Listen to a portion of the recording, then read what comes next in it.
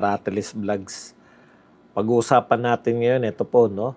Si BP Sara, sinoplak po itong akbayan at lahat na nanawagan na dapat daw ay umatin siya sa hearing para mabilis ang impeachment. Kasi nanawagan po si BP Sara ng speedy trial.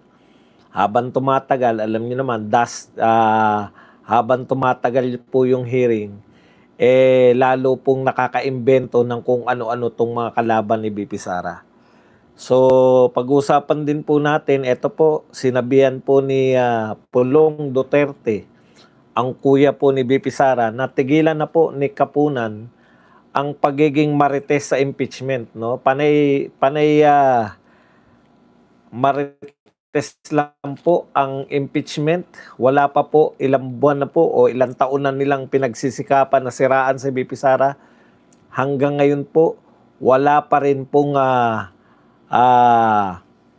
malinaw na ebidensya. Ito po, bago magsimula itong impeachment, sinasabi po nila na meron talagang napakarami nilang ebidensya. Hanggang ngayon po, wala pa rin po. Chismis. Yan, tigilan nyo na yung kachichismis dito po kay BP Sara. Ayan. Ito naman po, hindi raw po magsusori. Hindi po hihingi ng apology si Claire Castro. Dito po, si Auntie Claire, hindi raw po hihingi ng apology sa mga teacher. Kaya po yung mga teacher sa buong Pilipinas, galit kay Castro. Ayan. At yung pagbaliktad po, no, pagbaliktad nito ni Gutesa, pahapyaw pa lang po kasi wala pa po tayong masyadong impormasyon.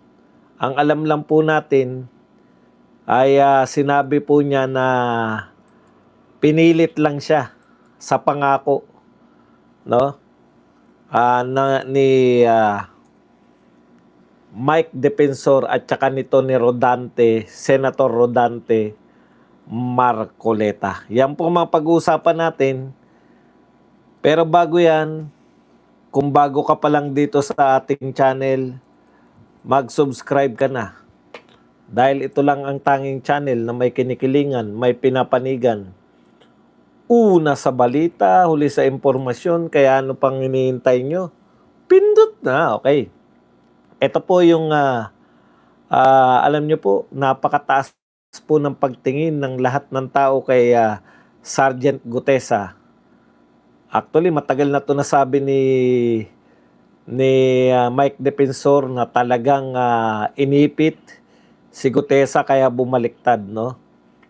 Ngayon lang po lumabas, tinaon po sa pagbaliktad.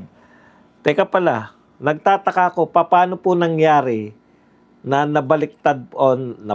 Paano po nangyari na tatlo na lang po yung sinasabing bumaliktad sa 18? Di ko po nasubaybayan. Ano po nangyari dun sa isa? Isa pa, wala biglang tatlo na lang ngayon. Tatlo, tapos si Gutesa isang bumaliktad, tapos yung tatlo pa. Hindi ko po nasubaybayan. Nagulat na lang ako, nagising ako, tatlo na lang. Ano kaya nangyari ron sa isa?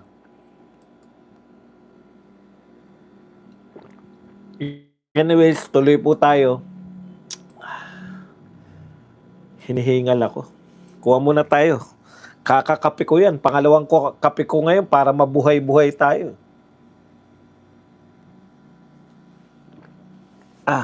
Teka lang po. Kuha lang tayo ng tubig. Medyo may hingal tayo. May hingal. Pawala na pala tong tubig.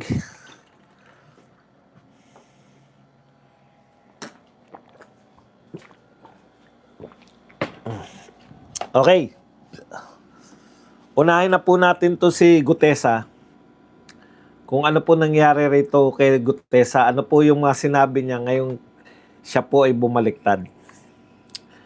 Detalye ng pagbaliktad. Ayon sa pinakahuling balita, binawi po ni Gutesa ang kanyang naunang pahayag kung saan idiniin niya ang mga individual tulad ni House Speaker Martin Romualdez,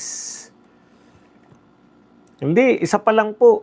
Yung ngayon lang po nilabas to yung pagbaliktad po ni Gutesa. Ngayon lang po nilabas. So wala po pong opisyal na pahayag galing po kay Gutesa nung sinabi po ni Mike Defensor na babaliktad si Gutesa. Ngayon pa lang po, wag po kayo malilito, hindi po 2 beses bumaliktad si Gutesa, isa lang po, ngayon pa lang po. Okay. Pero matagal na pong napapabalita na babaliktad siya, di ba?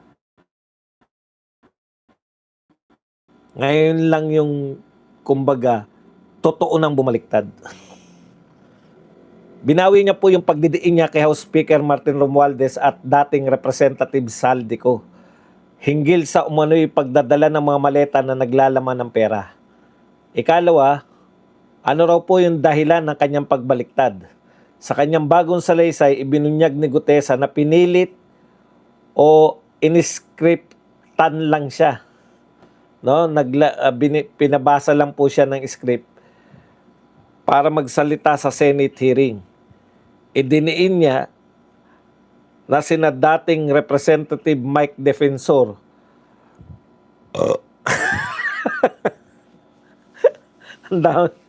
ang dami ko na nainom na kape. Ang dami ko na nainom na tubig. Excuse me po. Ginit niya na sina dating Representative Mike Defensor at Rodante Marcoleta ang nag-ayos ng kanyang pagharap sa Senado.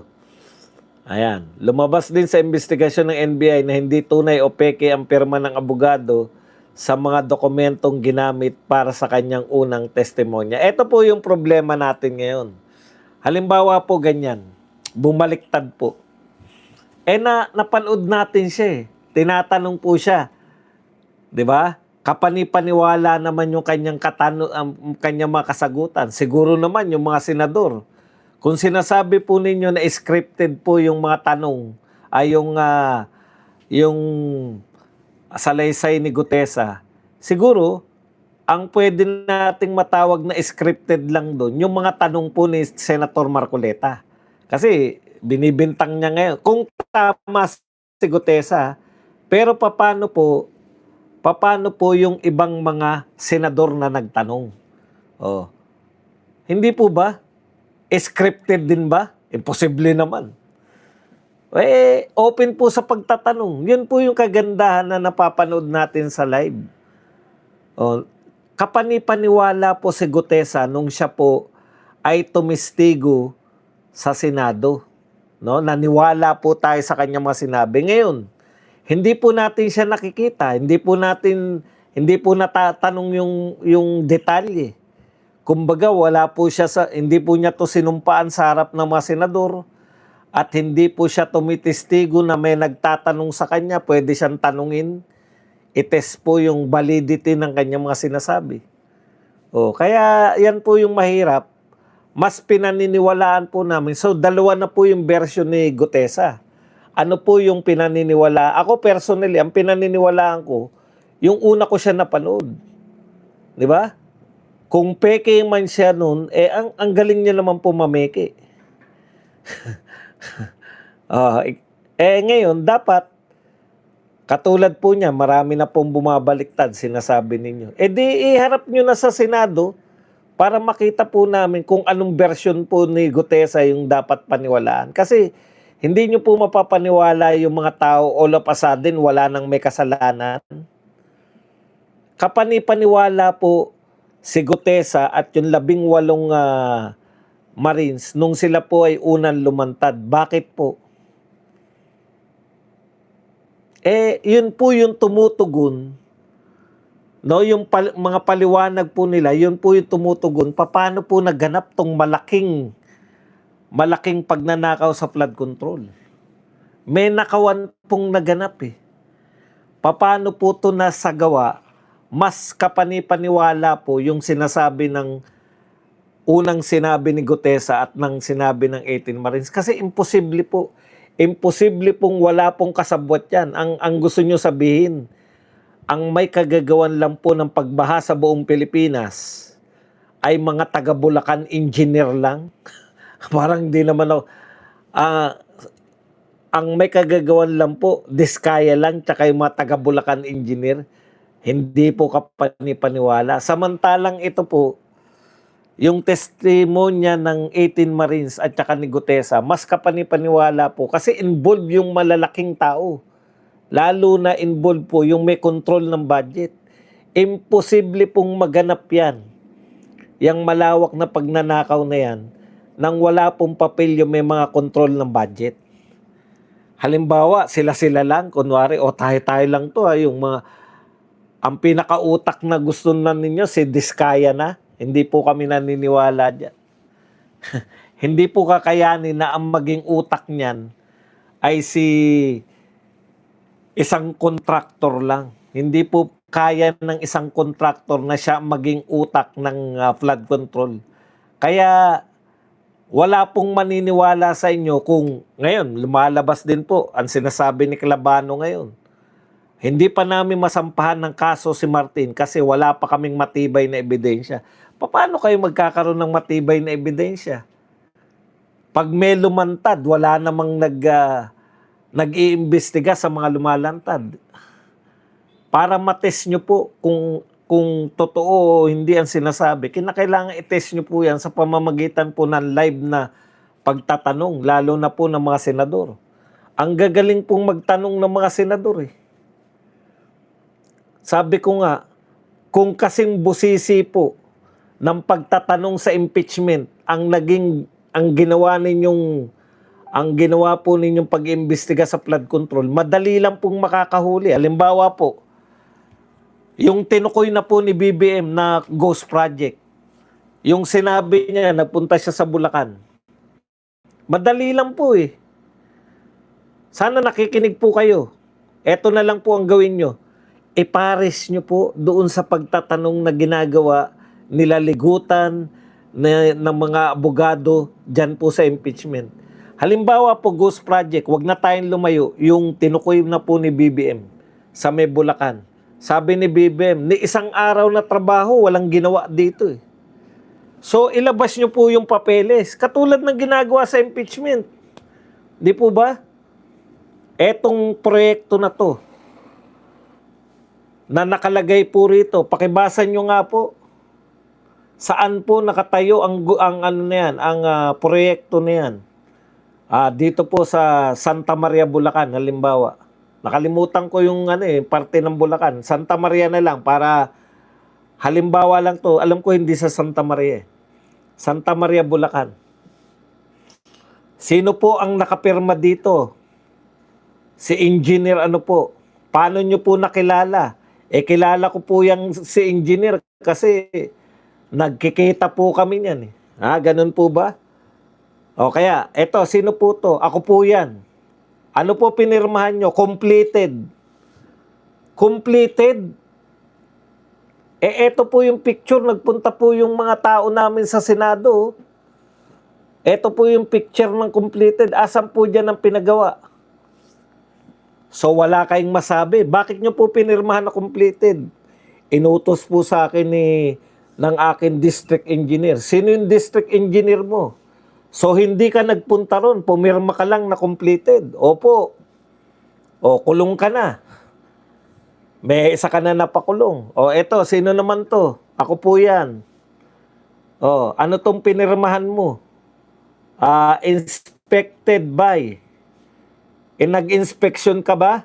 Hindi po. O kulong na yan. Puta, Ghost Project eh. Lahat ng pumirma dun. Inspected, sinabi niya, completed. Lahat na nakapirma dun, ikulong. Kasi kasabwat sila. O, di ang dami nyo napakulong, isang flood control lang. Kaya nagtataka po, ako, hindi po ako investigador, hindi po ako, nakita ko lang po. Magandang gawin sa flood control to. Sino tong pumirma? Ako po yan. Kasi lahat na lang po ng lumalabas. Ang dami po, di ba? Ang daming diniliberan Bakit po ka panipaniwala? 800 billion pesos ang pinamigay nila. Kaya wala po halos nagawa. Ano po ang magagawa mo? Trillion ng budget, 800 billion yung excuse me po. 800 billion yung ninakaw o pinamigay na maleta. 1 trillion mahigit yung budget. O ano pa na matitira na pampagawa? Kaya karamihan po ay ghost project at saka palpak na proyekto. Walang bakal, matabangan semento. O punta naman tayo. Tapos na tayo ron. Marami na tayo napakulong. Saan nagpunta si BBM kasunod? Yung nagdurog siya ng bato. May ginawa pero malabnaw. Nagdurog siya ng semento. O, sino po itong nagpumirma na completed? O, sino tong inspected? Bakit mo nasabing completed? Nakita ko po eh. Sabihin, nakita ko po maayos. Okay yan. Lusot ka kasi nakita mo. Ikaw inspected. O, paano mo na-inspection yan? Tinignan mo ba yung yung semento? Dinurog mo ba sa kamay mo? Kasi si BBM, dinurog niya sa kamay, nadurog eh. Paano ka ba nag-inspeksyon? Ay, sinabi lang po, pinapirmahan lang po ni engineer ganun. O, kulong ka na.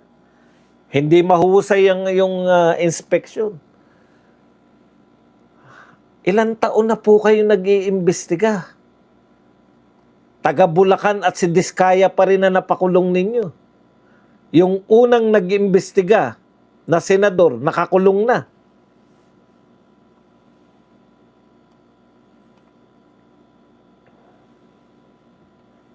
Okay. Kaya ang hirap po eh. Mahirap paniwalaan to sila Gutesa, mahirap paniwalaan to mga bumabaliktad. Kung lahat po kayo nagsasabi na wala nang may kasalanan, wala nang... lahat aminado. Pinakamalawak na korupsyon, miski si BBM, sabi niya nga, siya daw naglantad eh. 'Di ba? Kung hindi raw dahil sa kanya, hindi natin malalaman eh. Posible yun. Maaring tama doon si BBM. Pero hindi uubra na naglantad lang kayo tapos tatabunan nyo.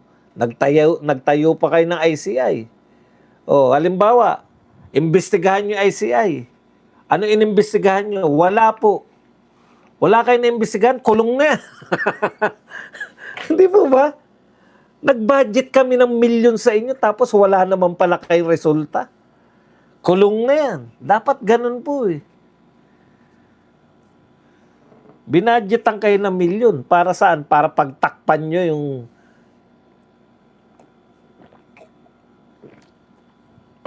Si Gutesa, dapat automatic kulong. Bakit po? Dalawa testimonya niya, magkakontra. Ibig sabihin, tsak na tsak tayo na nagsisinungaling si Gutesa. Is either nagsisinungaling siya noong una niyang testimonya o nagsisinungaling siya ngayon. Hindi po pwede na pareho siyang tapat. Kasi magkaiba po, magkakontra po eh. Sabi niya nung una, may kinalaman si Martin. Si Martin ang dinideliveran nila ng pera. Ngayon sinabi niya na hindi sila nagdi-deliver. Dapat yan sa mga ganyang testigo, kulong agad. Kasi nag-perjury siya. Kasi kung wala pong parusa yung mga bumabaliktad po ng testimonya, pwede ako mag-volunteer ngayon na mag-testimonya para magpapataas lang ako ng presyo, di ba? Sasabihin ko ngayon, halimbawa, eto, magte-testimonya ako. May testimonya po ako, pero aalokin ko yung kabila. Sasabihin ko, babaliktad po ako. Magkano po? Ano lang to, kumbaga binibigyan. Kasi po, pag wala pong kaparusahan sila Gutesa at siya yung naunang apat na bumaliktad, pwede po nilang paglaruan yung mga testimonya nila. Hindi sila makukulong. Ano na po yung nangyari sa perjury? Ito po yung maliwanag na meron silang perjury na ginawa. Hindi po nila pwedeng sabihin na sila po ay tinakot o kung ano pa. Kinakailangan po maipakita po nila na talagang may endangered ang buhay nila.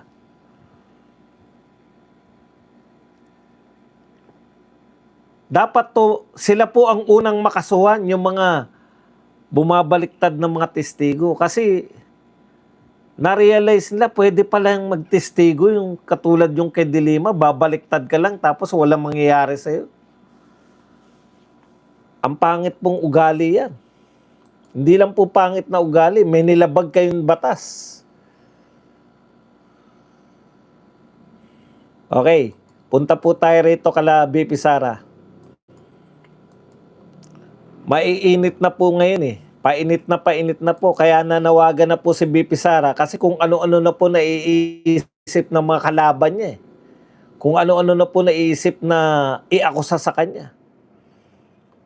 Ito po ang pahayag naman po muna ni Claire Castro. Alam niyo po, sumabog sa galit yung mga teacher. No? Meron nga maganda ritong post yung isang teacher na pero naging kumita ng gusto tong teacher na to sa kanyang yung review center. Walang iba kundi si Carl Ibalita. Isa siyang teacher, educator at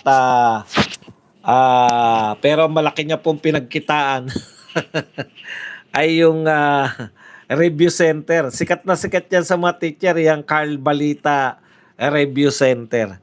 Ito po ang sinabi niya, tama raw si Auntie Claire na walang modo ang mga teacher. Walang modo, ibig sabihin, ayan, modo, walang, modo, mataas na sweldo. Walang mataas na sweldo. O, walang oras sa daming gawain para sa mag-aaral. D, walang depensa at seguridad mula magulong paligid. At walang oportunidad na mapagyaman ang sarili. Dahil sa paglilingkod, walang modo ang mga guro. Umaayon po siya kay... Totoo raw na walang modo. Saludo sa mga guro, wala kayo kung wala sila. Tama nga naman. So, isa pa pong banat ni Carl Balita, dito po kay Auntie Claire, alam nyo, maganda yung punto niya, no? Sinabi niya, teka muna, huwag tayong basta-basta magalit kay Auntie Claire. Baka naman, ginagamit niya lang yung sarili niya, no? Para mailayo. Alam niyo yung gumagawa siya ng mga ganyang statement para magalit sa kanya yung taong bayan. Makalimutan natin yung galit dito po sa nagaganap na malawakang pagbaha. At alam po natin, pag galit tayo sa malawakang pagbaha, galit tayo sa mga magnanakaw sa flood control na hindi po iniimbestigahan ng Senado. Kaya magagalit din tayo kay Ping Lacson, magagalit din tayo kay Erwin Tulfo. Parang awa nyo na po. Huwag na po tayong magbalik ng mga Tulfo sa Senado, lalong-lalo na po sa Malacanang. Ganyan po kagrabe ang mga yan. Ang gagaling po, alam ko po, wag na po tayong maglokohan. Marami pong Duterte bumoboto sa Tulfo dahil alam nila instant justice, napapanood nila, nagbibigay ng hustisya. Ang hamon nga lagi ng mga Tulfo, yung mga salita na yan, nakatulong na ba kayo sa tao? Kami, nakatulong na kami sa tao. Wag na po kayong papadala dyan sa mga nakatulong. Ngayon po importante, binoto natin sila bilang senador. Ang daming lulutasin. Wala po silang nalulutas. Ngayon po kayo na kailangan yung daldal nila dyan sa flood control. Asan po? Ang binabanatan po nila yung mga senador na nagtatanggol kay BP Sara. Kaya mahiya po tayo. Okay.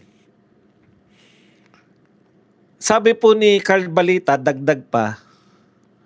Nasaan na ba yun? Eto.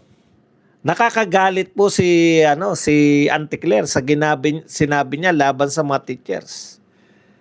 Eto po, ang ibang mga guro ay lumalabag sa ganitong klase ng moralidad. Sila minsan na nagtuturo sa kanilang mga estudyante kung paano maging walang modo. Alam niyo po, ang utak ni Auntie Claire, pag may problema, hanapan ng masisisi. This time, hindi niya po masisi yung mga Duterte dito po sa pamamaril dito sa Ateneo de Zamboanga. Teacher na po ang sinisi para namang kasi sa kanila tumitigil po yung paghanap ng lunas. Once na meron na silang masisi, tapos na po ang problema para sa kanila. Kaya resulta niyan, Auntie Claire, akala nyo lang tapos na. Pero yung problema sa inyo, tignan mo yung papel mo sa buhay. Dapat napapataas mo yung popularidad ng presidente. Pero ano talaga ang papel mo sa buhay? Ang naging papel mo sa buhay ay pasamain ng presidente. Kaya negative. Ito po ang sinabi pa ni Carl Balita. Nakakagalit pero malay nyo, strategy ito para sa kanya tayo magalit at huwag sa tamang dahilan ng totoong dapat ikagalit natin. Anger triggers, distracts, disorients, diverts. So, may punto po si Carl Balita eh. No? Ang punto niya po,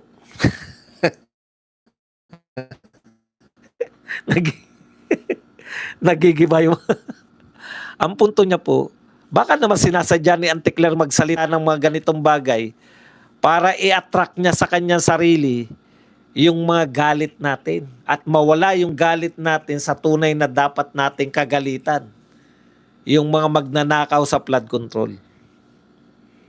May punto, di ba? Okay, eto lang, bago tayo bumalik sa kaila BP Sara. Vince Dizon, sabi ni Vince Dizon, May 20, 2026, wala nang lagpas dibdib na baha sa Araneta Avenue dahil nilagay na 1.5 meter pipes. May ginawa raw sila sa Araneta Avenue. Noong May 20, wala na raw lagpas dibdib na baha sa Araneta Avenue. Ngayong August 16, 2026, lagpas tao ang baha sa Araneta Avenue. Congratulations! May silbing Vince Dizon. May silbi ka talaga. Katotokis mo. Wala na raw bahang hanggang dibdib. Tama! Dahil lagpas tao na yung baha. Mapapapiay ka. At dahil lagpas tao ng baha, pengi daw budget. Sabi ni Vince Dizon, nanghihingi ng budget. Puta. Lagpas tao na baha. Ang lakas nyo makahingi ng Ito po, si BP Sara po nananawagan ng speedy trial. No? Okay. Bakit po nananawagan ng speedy trial si BP Sara? Ayan. Gusto lang sana namin mapabilis yung proseso dahil hindi pwedeng tumatagal yung proseso natin na nag-iisip yung mga tao na ano ba? Totoo ba na may ginawang masama? Hindi ba totoo yung mga akusasyon? So dapat mabilis yung proseso kasi nga, di ba sa ating constitution, nandyan yung speedy administration. Yan po ang sinabi po ni BP Sara. Mga pilosopo to po.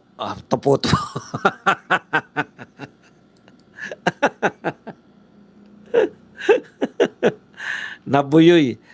Mga pilosopo po itong mga akbayan. Ang akbayan po, yan po yung pinamumunuan ni Shell Jokno at saka ni Raysa Ontiveros. No? Kasing tatalino po ni Shell Jokno at ni Raysa Ontiveros. Ito po ang sinabi ng kanilang presidente, si Rafaela David. Kung gusto ni Sara ng speedy trial, then show up. Tignan nyo, ang talino, no? Ang talino eh. Kung gusto raw po ng mabilis na trial ni BP Sara, magpakita raw po siya sa impeachment. Ang talino talaga ng mga akbayan. Ito po ang sagot ni BP Sara dyan. Okay. Sa sinabi na dapat magpakita siya. Ayon po sa ating Vice President, ayan, hindi totoo yun. Hindi raw po totoo na magiging mabilis ang trial kung siya po ay magpapakita, sabi ni BP Sara. Hindi totoo yun kasi fully represented ako noong ating defense team at sufficient na meron kang mga abogado doon na nagpa-participate doon sa process. Yun ay para na ring pagdalo na respondent doon sa impeachment.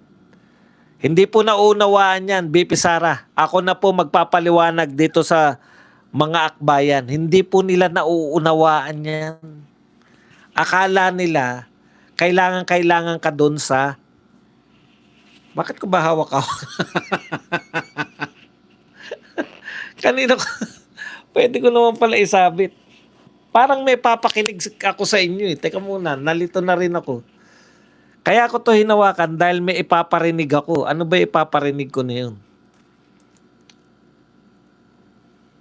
Ito. Nakalimutan ko na yung tanong sa apology to teachers. Ito po. So no apologies, Yusek. Ivan, hindi tayo pwede dito. Alo. Nasira yung... Nagsalita lang si Auntie Claire. Nasira yung aking ano. Teka po, nasira po yung aking internet. Bakit ganun? Why?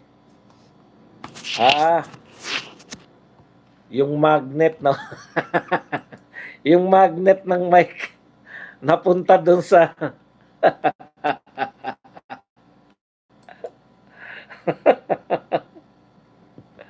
Di ba may magnet yung mic?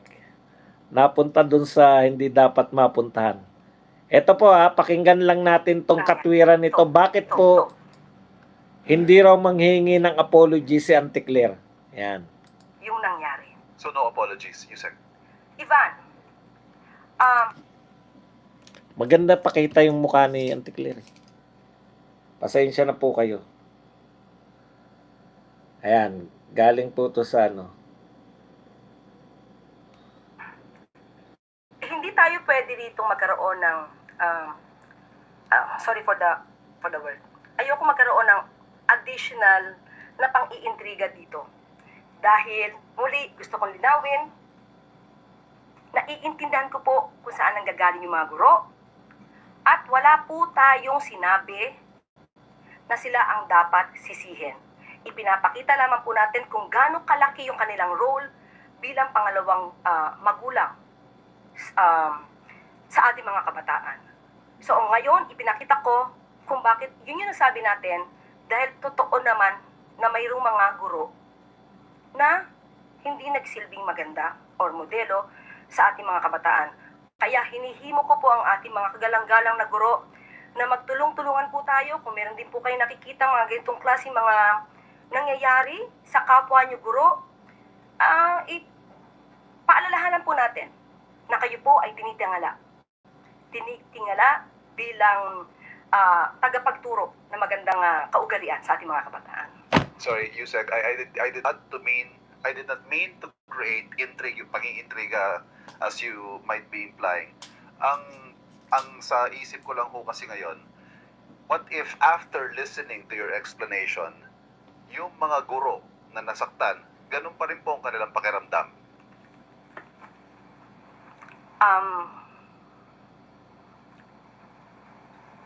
Iniisip ko, saan ba dapat nasabihin kong mali ako? Sa ngayon po, saan iniisip ko dahil maliwanag yung aking pagkakasabi, nagkaroon lang ng maling konteksto nung sinabi ng ACT Party List or ACT Teachers na sinisisi ko ang mga guro. Wala po akong sinabi na sila ang may kasalanan.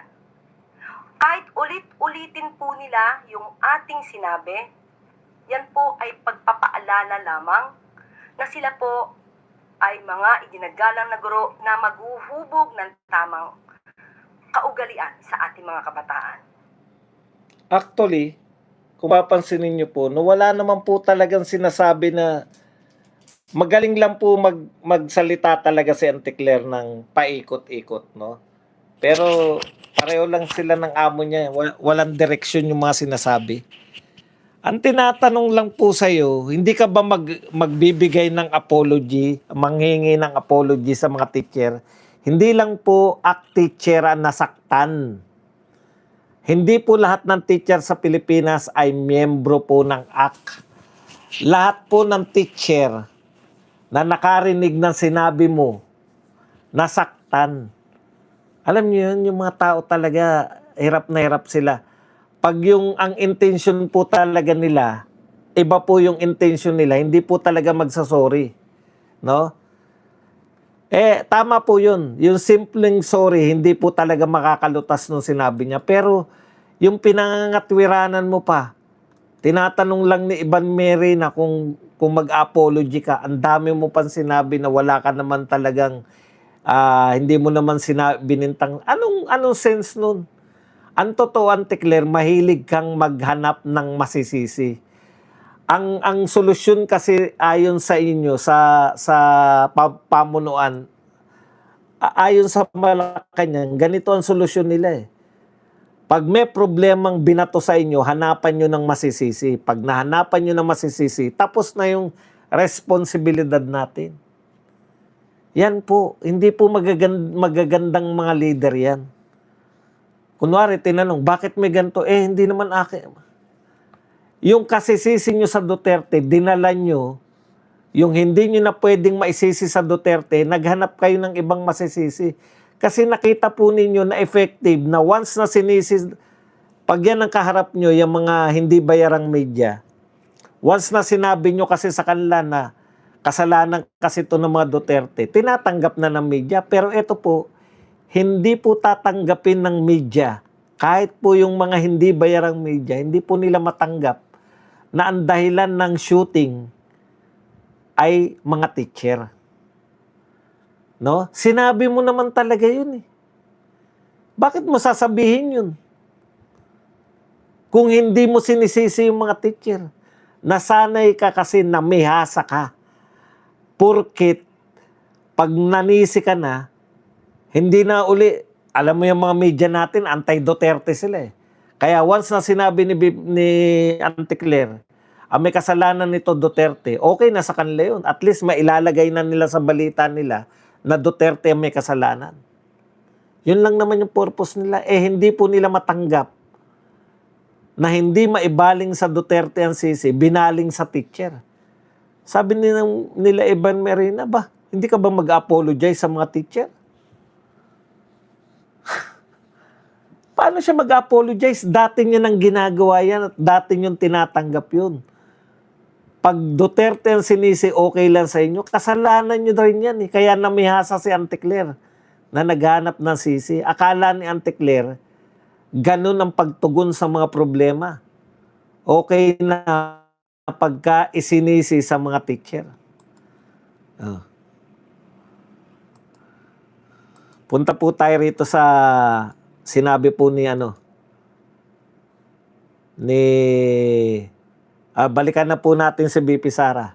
Sinasabi po ni BP Sara, at ito hindi kayang unawain to ng mga akbayan eh. Tignan nyo naman yung presidente nila, ang galing mag-isip. Si Risa Ontiveros, paano maunawaan ng mga member, yung mismong leader hindi maunawaan? Ang sinasabi po ni BP Sara, gusto niya ng speedy trial. Karapatan niya ng nasasakdal na mabilis yung trial. Sa totoo lang, ang daming delay, di ba? Nakita nyo naman kung ilang beses dinelay ni Kapunan. Sinasadya tinalagan nilang i-delay yan. Okay. Ngayon, yung katwiran po nila, umaten ka para hindi ma-delay. Hindi maunawaan nito ni Rafaela David na yung mga abogado ni BP Sara, ang nire-represent niya siya. Kung umaattend yung abogado mo, para ka ring umaattend doon sa hearing. Kasi nire-represent ka ng abogado mo. Ang tanong, kailan po umabsent yung abogado ni BP Sara sa hearing? May time po ba na umabsent sila? Wala. Ibig mong sabihin ba dong yung 16 days naroon ng mga abogado ni BP Sara? Naroon. O so, kung tumatagal po yung hearing, hindi po yan kasalanan ni BP Sara. Well represented siya. Oh, alam niyo po, bakit po paulit-ulit nilang sinasabi na dapat dumalo si BP Sara? Alam niyo kung bakit? Wala na silang maipansira kay BP Sara eh. Hindi na nagkiklik yung mga banat nila kay BP Sara. 11 days. Hindi illegal. Mary Grace Piatos, hindi illegal. Yung Inday Lustay, wala sila napapatunayan na nilustay ni BP Sara yung pera. So ano pa po ang kanilang ipambabanat? Yung death threat, hindi nila napatunayan na may death threat, na nag-death threat si BP Sara. So ano na lang po natitira? Di yung sabihin na lang nila na bakit hindi ka uma-attend sa trial? Kasi nga wala na talaga silang masabing akala ko ba mabigat ang ebidensya nyo?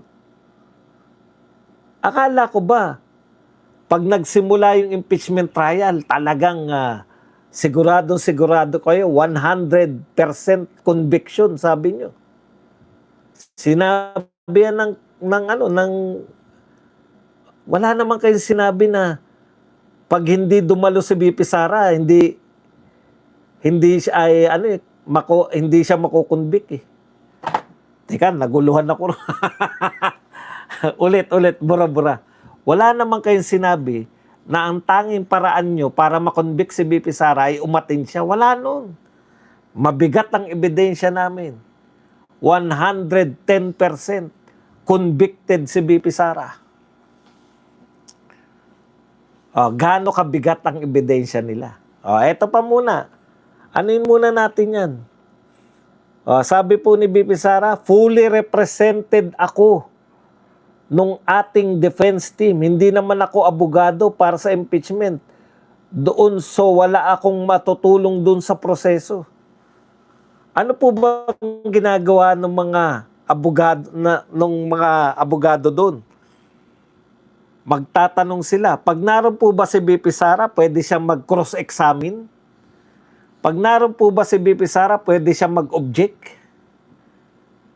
Hindi rin pala eh. Bakit nyo po pinadadalo si BP Sara? Kasi wala na kayong maikatwira, wala kayong maiharap na ebidensya kay BP Sara. Kaya sinasabi nyo lang, kaya yan na guilty yan kasi hindi dumadalo. Utot nyo. Tigilan nyo na ang kaya nyo lang gawin kay BP Sara, imarites siya.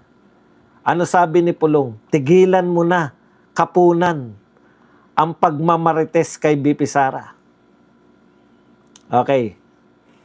Sinagot din ni Pulong tong akbayan. Sabi niya, speedy trial does not mean speedy surrender to predetermined narrative. Hindi porkit hindi siya nakaupo sa hearing roon, ay maari nang sabing umiiwas siya sa accountability. Hindi po umiiwas si BP Sara. Taliwas po, yan po ay panloloko. Hindi na po yan fake news, hindi panloloko na po yan sa inyong katinuan. Ang abogado po ang nagre-represent kay BP Sara. So sa madaling salita, nandun si BP Sara, hindi po siya umiiwas, hinaharap niya po through her lawyers. Yan po ang katotohanan. Hinaharap po ni BP Sara through her lawyers ang lahat po ng bintang sa kanya. Okay? Kaya mali po yan.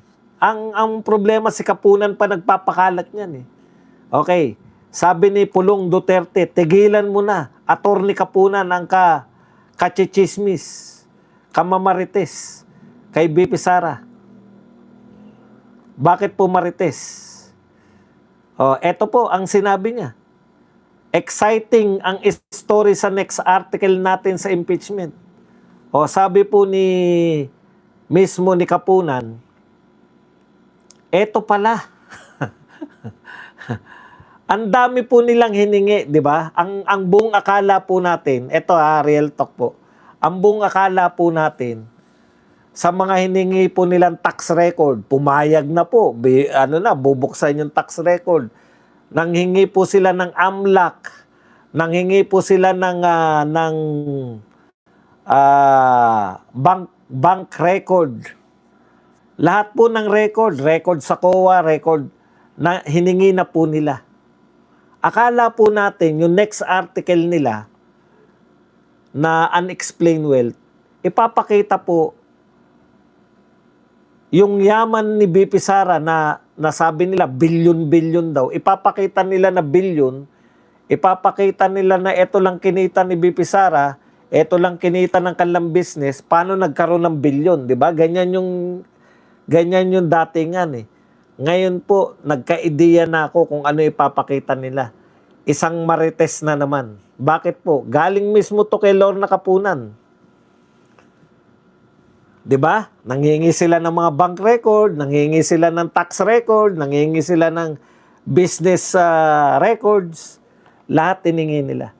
Buong akala ko, ganun po. Ulitin ko yung akala ko.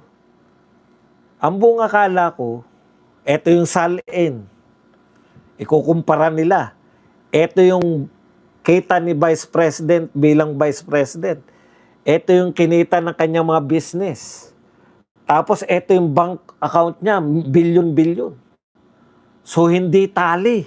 May unexplained wealth. Di po ba? Kaya ka nga nagre-request ng mga datos eh. Pati tax record. Naku, laki ng binayaran nilang tax. Ibig sabihin, eto lang binayaran nilang tax. Ibig sabihin, konti lang kinita nila. Bakit naging billion ng pera? Di ba? Logical yun pagka ganun. Unexplained wealth yan. Pero sa ano po ang sinabi ni Kapunan ngayon? Sabi ni Kapunan, ginamit niya yung personal funds sa biyahe niya. Di ba sabi ni BP Sara, hindi ako gumagamit ng public funds, personal to. Madam Vice President, saan ka kumukuha ng pera na personal fund mo na ipinambabiyahe mo sa iba't ibang bansa? Yan ang baka yan ang unexplained wealth mo. Anak ng tinapay.